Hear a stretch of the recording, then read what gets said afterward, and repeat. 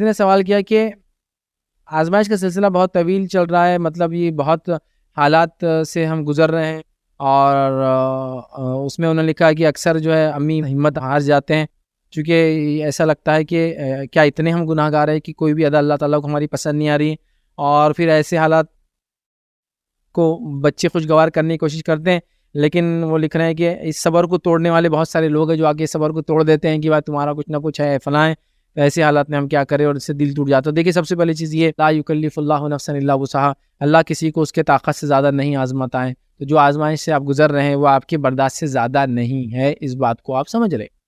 ہر کسی کے ٹیسٹ الگ تو رزلٹ الگ ہے، یہ دنیا کا امتحان پرچہ ایسا نہیں ہے کہ ایک کلاس میں 60 بچے تو 60 کو ایک جیسا آتا ہے، ہر کسی کا ٹیسٹ الگ تو پرچہ الگ ہے، تو نتیجہ الگ آنے والا ہے، تو آپ کی تکلیفیں جتنی زیادہ ہے نتیجہ آپ کا اتنا برائٹ ہونے والا ہے۔ شرط اس چیز کی ہے کہ اس تکلیف میں آپ صبر کریں، یہ بڑا امپورٹنٹ ہوتا ہے۔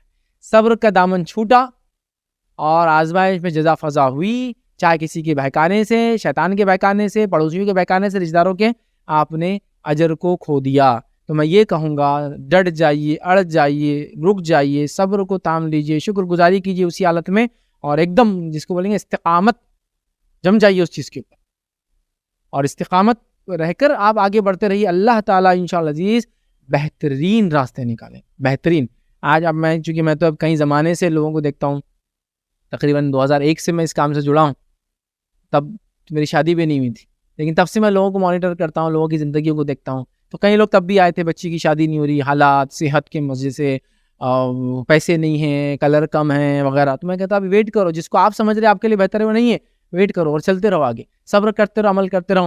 2 3 4 سال 5 سال میں رشتے آ گئے، پھر اس کے بعد کبھی ان کا آنا ہوا، کیسے چل رہا، کہاں ہے بچی تو بڑی خوش ہے، یہاں چلے گئی، حیدرآباد چلے گئی، لندن چلے گئی، امریکہ چلے گئی، فلاں چلے گئی، جاپان چلے گئی، یوروپ چلے گئے شوہر لے کر، فلاں ہے بہت خوش ہے، بہت ایسا ہے ویسا ہے، ویٹ کا کیا ہوا مسئلہ، کلر کا کیا ہوا، تو نہیں بولے ان کو کوئی مسئلہ نہیں تھا، ہمارے داماد صاحب بھی خوب زبردست آدمی ہے، بولے سمجھتے بات کو، سب جم گئے، اللہ تعالیٰ نے سب جما دیا، زندگیاں خوشحال گزر گئی، کوئی پرابلم نظر نہیں ہے، لیکن وہ تھوڑا وہ صبر اور استقامت، اور چلتے رہیے اس راستے پہ آپ جس پہ چل رہے ہیں، اللہ تعالیٰ آپ کو انشاءاللہ اس گائیڈ کریں گے۔ لیکن یہاں ایک چیز ضروری وہ یہ بھی ہے کہ ہم حالات، ماحول، معاشرے کو سمجھے بھی، اس چیز کا سمجھنا ضروری، چونکہ آزمائش اور عذاب میں بہت تھوڑا سا فرق ہوتا ہے۔ اللہ کو جب انسان راضی کرنے کے لیے کوئی عمل کرتا ہے، دین پر چلتا ہے، جو تکلیفیں آتی ہے تو وہ آزمائش ہی ہوتی ہے، اور اللہ کو نافرمانی جب کرتا ہے، گناہ کرتا ہے، معصیت کرتا ہے، جو تکلیفیں آتی ہے وہ عذاب ہوتا ہے۔ یہ ڈفرنس کو پہلے آپ سمجھ لیں۔ تو اگر آپ دین پر چل رہے ہیں اور یہ تکلیفیں آ رہی ہے تو اس کو آپ سمجھ لیں کہ یہ آپ کے لیے آزمائش ہے، کبھی بھی اس کو عذاب کی شکل نہ دیں، تو آپ یہ کبھی نہ سوچیں کہ اللہ کو ادا پسند نہیں آ رہی، کہ آ رہی ہے، اللہ اپنے چاہنے والے بندوں کو آزمائش میں ڈالتا ہے۔ اللہ کے رسول صلی اللہ علیہ وسلم کیا فرمایا، اللہ تعالیٰ سب سے زیادہ جن لوگوں کو آزماتا ہے اپنے بندوں میں وہ اس کے انبیاء ہے۔ انبیاء کو کہ اللہ ناراض ہے ان سے، نعوذ باللہ، انبیاء کو، چونکہ اللہ جس کو جتنا چاہتا ہے اس کو اتنی آزمائش میں ڈالتا ہے۔ تو آپ چہیتے ہیں اللہ کی، نہیں یہ تو ہمارے برداشت کے بعد، پھر نہیں نہیں نہیں، یہ آپ کی غلط فہمی ہے پھر، اس لیے کہ اللہ کسی کو اس کے طاقت زیادہ آزماتا ہی نہیں، تو ٹیسٹ الگ ہے، انشاءاللہ العزیز نتیجہ الگ آئے گا، یہ بات کو آپ سمجھیں۔ نہیں یہ کیا ٹیسٹ ہے، ہمارے بچوں کی زندگی میں شادی نہیں ہوئی، ہمارے بچے کو زندگی میں اولاد نہیں ہوئی، ہم کبھی امیر ہوئے ہی نہیں، ہم ہمیشہ غریب اور بھکاری کی زندگی جیے، یہ ایک ٹیسٹ تھا بغیر نکاح والا ٹیسٹ۔ اللہ ہو سکتا ہے آپ کو جنت میں دے، آپ کو پتا نا جنت میں بھی مومنوں کے نکاح ہوں گے، جنت میں مومنوں کے نکاح ہوں گے، یاد رکھیں، اور نکاح ہوں گے، جو بے نکاح تھے ظاہر سے تو ان کے بھی نکاح ہوں گے، اور بے نکاح جو تھے دنیا میں ان کے ان لوگوں سے نکاح ہوں گے جو دنیا میں ان کے ایمان کے لیول کے لوگ تھے۔ اسی سے علماء لکھتے ہیں کہ جو غیر شادی شدہ عورتیں تھیں، جو نیک عورتیں تھیں جو دنیا سے گزری، ان کے نکاح ہوں گے، جیسا فرعون کی بیوی آسیہ، فرعون تو جہنم میں جائیں گا، آسیہ ایمان والی تھی، تو آسیہ کا نکاح اللہ تعالیٰ اس کے کیلیبر کے ایمان والے سے کریں گے جنت میں۔ اسی طرح عیسیٰ علیہ السلام کی والدہ، نکاح نہیں ہونا کبھی، ہے نا، تو ان کا نکاح بھی کریں گا۔ کچھ لوگوں تو یہاں تک لے گا کہ آپ سب سے ان کا نکاح ہوگا، واللہ عالم، لیکن چونکہ وہ با ایمان تھی اور کامل عورتوں میں کامل تھی، ٹاپ موسٹ کامل لیڈی تھی، حدیث میں آتا ہے جو کامل عورتیں گزری وہ 4 ہیں، اور وہ 2 3 الگ الگ روایت ہے، لیکن سب میں مریم بنت عمران، مریم علیہ السلام کا نام آتا ہے نا، سمجھا؟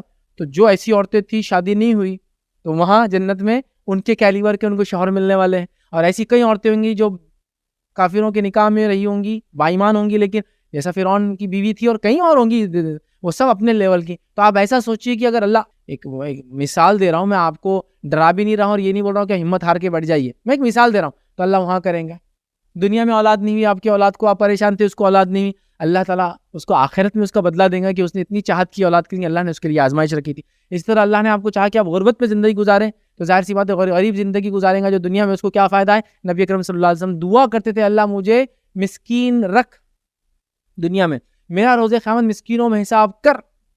کیوں؟ اس لیے کہ حدیث میں آتا مسکین دوسرے لوگوں کے مقابلے 500 سال پہلے جنت میں جائیں گے، چونکہ ان کو دنیا کے بینیفٹس کم ملے نا. تو 500 ایئرس آخرت کے سال وہ پہلے جا کر فائدہ اٹھائیں گے جنت کا دوسرے لوگوں کے مقابلے جو امیر تھے. اور کیوں نہ ہو، غریبی کی زندگی کتنی مشکل ہوتی ہے، آپ اندازہ لگائی. میں ایک مٹھائی کی دکان سے خریدتا ہوں، میرا بچہ ضد کرتا ہے، میں اس کو دلا دیتا ہوں مٹھائی.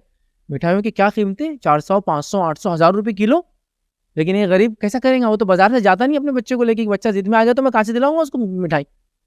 آپ سمجھ رہے بات، چاکلیٹ دلانے کی حیثیت اتنی بیچارے باپ کی، کیا کریں گا. تو کتنا مشکل ہوتا نا بچوں کو سمجھانا، بچوں کو نہیں لے، بچوں کو دعوت میں لے کے چلے گئے آپ نے کسی کی، بچے اچھے کپڑے میں آ گئے، اچھے اچھے جوتوں میں آ گئے، آپ کا بچہ چپل میں.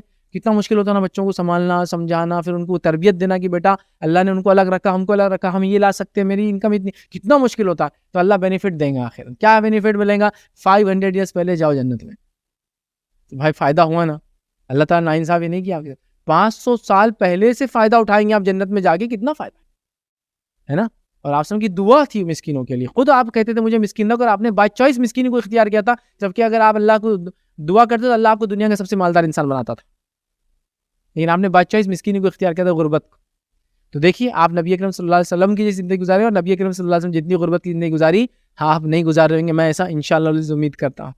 میں عائشہ فرماتی ہے انصار کے کچھ گھرانے تھے، انہوں نے اپنی بکریاں ہم کو دے دی تھی تحفے میں، دودھ دے دیا تھا، بکری نہیں. بکری کو مینٹین کرتے، سنبھالتے، کھلاتے پلاتے، لیکن ان کا یہ ہمارے لیے سلوک تھا اچھا کہ ہم کو دودھ دے دیتے تھے. اس کا مطلب بکری کا سارا مینٹیننس ان کے ذمہ، دودھ آپ کا. لیکن تو ہم وہ دودھ پیتے تھے، خالی کھانے کو کچھ نہیں تھا.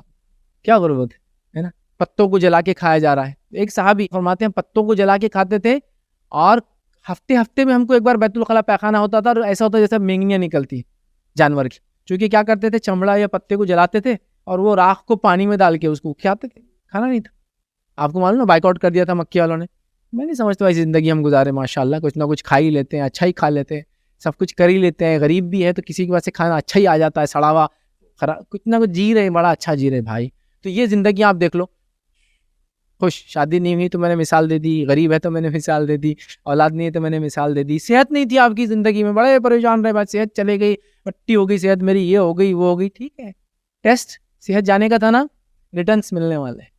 جنت میں پرفیکٹ ہیومن بینگ، اور جو تکلیف اور اذیت ہوئی بیماری کی وجہ سے اس کا الگ ریوارڈ. کیا ریوارڈ میں آپ کو کیا بتا سکتا ہوں، ایسے ریوارڈ اللہ کی مرضی بھائی کیا دینا چاہے. بس ایک گھر کے بارے میں ایک مثال دیتا ہوں میں. نبی اکرم صلی اللہ علیہ وسلم جو بیان کی کہ مومنوں کے جو محل ہوں گے، اور محل کے باہر بھی کچھ، گھر کے باہر نکلے تو تھوڑی سی ہٹ ڈال دیتے ہیں، اس میں جھولا رہتا نیچے ڈالا ہوا، کبھی بیٹھے آتے ایک گھنٹے لان میں رہتے گھروں کے باہر، بہت کام ہوتے ہیں لیکن ہے نا. تو جو جنتیں ہوں گی، جو جنتیں ہوں گی تو اس کے باہر لان میں کچھ گھر ہوں گے، جس میں ایک گھر آتا ہے روایت میں وہ موتی کا بنا ہوں گا، اور وہ ایسا ہوگا کہ ایک اکھے موتی میں پورا ایک گھر بنا ہوا ہوگا. ایک ثابت موتی کو فرشتے تراش کے اس کے لیے گھر بنائیں گے.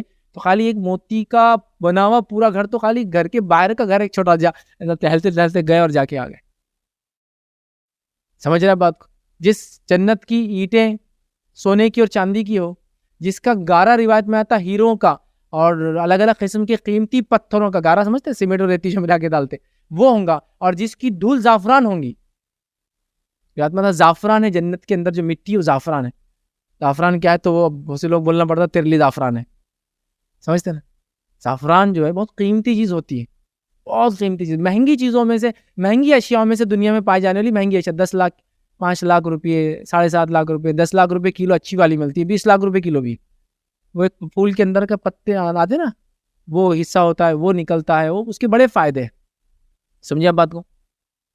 مٹی، زعفران، تو کیا چاہیے آپ بتائیے، کون سی غربت کیا جی آپ، کیا تکلیف اٹھائیں گے آپ، کیا صحت گئی ہوں گی آپ کی. اس کے بدلے میں تو آدمی کو اگر بول دیا جائے 10 سال بیمار رہو، اس کا 10 کلو سونا، میں ریڈی ہوں، سونا مل رہا ہے 10 کلو، مطلب خزانہ بولیں گے اس کے عام زبان میں، تو ریڈی ہوں میں سب کچھ مٹی کرنے کے لیے اس کی. بھائی آخرت ہے، یہ سب چیزوں کو یاد کیجئے، قرآن کا مطالعہ کیجئے. ایسے واقعات سے بھرا پڑا ہے قرآن بھائی، آپ دیکھیں گے تو آپ کو کچھ بھی آپ کی تکلیفیں نظر نہیں، کچھ بھی نہیں، ذرہ برابر بھی نہیں. اور اگر ہے بھی تو صبر کے ساتھ وہ کیجیے، گزار لیجیے، آخرت میں بہترین اس کا بدلہ ہے۔ بس صبر کا دامن کبھی نہیں چھوٹنا اور ناشکری کبھی نہیں ہونا، ورنہ آزمائے بھی گئے اور فائدہ بھی نہیں ایسا ہو جائیں گے۔ سمجھ رہا ہے بات کو؟ تو لہٰذا آزمائش میں کھڑے اتریے، صبر کرتے رہیے، شکر ادا کیجیے اس حال میں، اللہ تعالیٰ ضرور آپ کے ساتھ بہترین معاملہ کریں گے۔